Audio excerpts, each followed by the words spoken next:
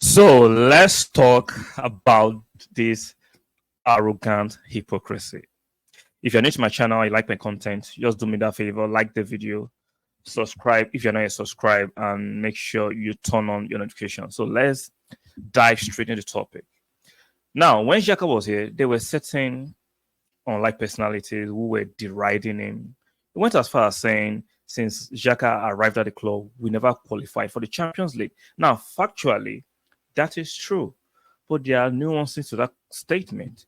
Xhaka was not the sole reason we never qualified for the Champions League in his long duration aside from last season. He was not the sole reason. There were other players who were not pulling their weight. There were other dead weight players in the team, but no, that's not fan base, as especially those who have a bit of clout and they have platforms who push them, kept on pushing this narrative that Xhaka was the sole reason we're not performing, which is a lie. Now, how can you think you know so much than the Swiss manager who kept on picking Xhaka and he's still the Switzerland captain? Arsene Wenger who bought him, right? Played him before he left the club. Una Emery did the same thing. Frederick Lundberg, a short stint as a interim manager, played Xhaka. Arteta, who eventually moved him to number 8, plays Xhaka all the time. Appealed to him to give us some time and stayed in the team, and he stayed. Yet, Xhaka was the reason why we're in 0.5 for the Champions League. See, you have to understand that some of these content creators, I'm not saying Turkish doesn't love Arsenal, but I think he loves his revenue more than Arsenal. You have to hear me right. I have nothing personal against him. I'm just talking about the point. I think Turkish loves Arsenal, but I think he loves the revenue that comes from the controversy surrounding Arsenal than Arsenal, which is a fair point to make. Because how can he of what person have the audacity, the temerity to say he misses Xhaka after constant berating of Xhaka, constantly reminding us how slow he is, how he's not good enough, but yet, at any slight result that doesn't go for us, oh, we miss Xhaka. That is sickening. Let me show you more than I can talk about it, and I'll come back and give my commentary. Let's play this real quick. Rate is immense, but I'm yet to see what people are seeing both off and on the ball. And it's still okay. It's still very early days in his Arsenal career, but it's not early days in his Premier League career. I am concerned. I was probably the How one can you that be concerned? wanted an upgrade. How can you be concerned after 3 games? You were concerned about Xhaka for the last 5 years or 6. Then last season, suddenly he's a superman, he's a super player. Even though managers consistently play Xhaka, we saw Jose Mourinho of Roma wanted Xhaka, even though they couldn't agree if he wanted Xhaka. Now, Xhaka has gone to Bayer Leverkusen where Alonso wanted him by all costs. Yet, I get it, Xhaka made a few mistakes, but he was not the sole player responsible for the poor performance at Arsenal. And him being part of the team that actually qualified for our first Champions League in a while shows that. But no, this bloke kept on disrespecting, name calling, and scapegoating Xhaka solely. Now he has started with Kai Havertz, even though it's just 3 games. Now he thinks he's actually smart. He says, "Oh, let's give him time in the first 2 games." Now the 3rd game we draw. Suddenly he's planted the seed of doubt. Now I understand people can change their opinion with new information, and I get that. But when you repeat the same thing you did to Xhaka, it shows you haven't learned nothing. And these are the kind of people you all listen to. It's just 3 games. It's just 3 games. But yet, you say you give him time, but you caveat it with like, oh, you've overly concerned. That doesn't make sense. You can't be double speaking. Let's continue to watch the clip. The most over the last 5 years. You know how frustrated I was with Xhaka coming up until last season, where in my opinion Xhaka completely turned it around and he became exactly a key piece to what we were doing. Right now, I miss Xhaka.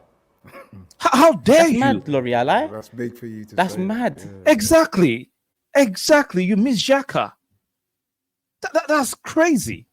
Because you are the last person to say that it was not Xhaka's fault.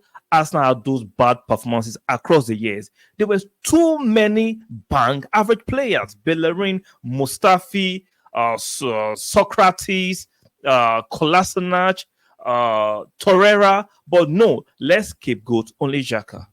This is crazy. Even though he was a constant for his national team, he was a constant for Arsene Wenger, he was a constant for Una Emery, he was a constant for the short spell of Lombro, he was a constant for Arteta till he left. But Xhaka was solely responsible for us not qualifying for the Champions League. Xhaka was solely responsible for the demise of Arsenal at that time. Make it make sense. And this is your influencer, who is the last person to get it. He's the last person to get it. Now, people should learn from their past experiences. But now, Kai Havertz is barely in the club. 3 games.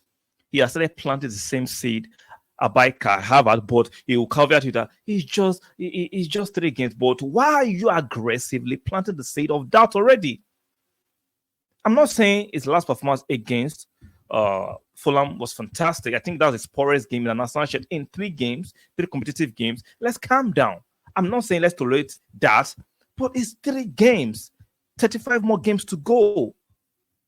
Don't bring his Chelsea experience. Leave what happened at Chelsea as Chelsea. By your logic, right? By your logic, when Thierry came, even though he was poor as Juve, we should be judging him by his Juve experience. In Arsenal, you don't do that. Only dumb people do that. But no, these people have the audacity to flip-flop. They have the audacity to call out players, the right players, but nobody has the audacity to call them. Like if I called, as I'm calling them now, oh, I'm doing it for clout. I want to use his name to trend. Some of you are just pathetic. Wrong is wrong, regardless of the size of your platform, regardless of your size of your followers. Wrong is wrong.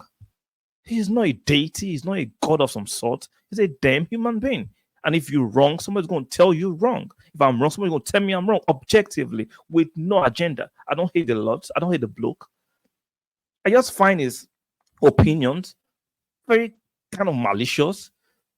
I'll say sometimes very dumb, not well thought of. And I stand by that. Nothing against him as a person, but his opinions sometimes can be called blatantly dumb opinions, which is true. And I'm sure I just showed you to you made the same mistake with Xhaka. You're about to reiterate that mistake with Kai. Barely 3 games. Man, calm down. I don't see sometimes this clout, this exposure to a lot of people and people praising you can get into your head too much. Chill. They said nothing personal. I'm just holding his opinion to task. Some of you might not like it, but it is what it is. Like, share, subscribe. Let me know what you think in the comment section. Objectively, you might not agree with me, but let's be friendly and respectful in the comment section. Like, share, subscribe. Like I said, this is the arrogant hypocrisy you have by those people that are Arsenal influencers who love the revenue more than the club. I'm saying it again. I don't think Turkish doesn't love the club. But guess what? He loves the revenue that comes from negativity than the club. And I stand by that. I stand corrected. He loves the revenue, the money that comes from negativity than the club. So, was I a rant? Like, share, subscribe, and I'll see you guys on the next one. Ciao.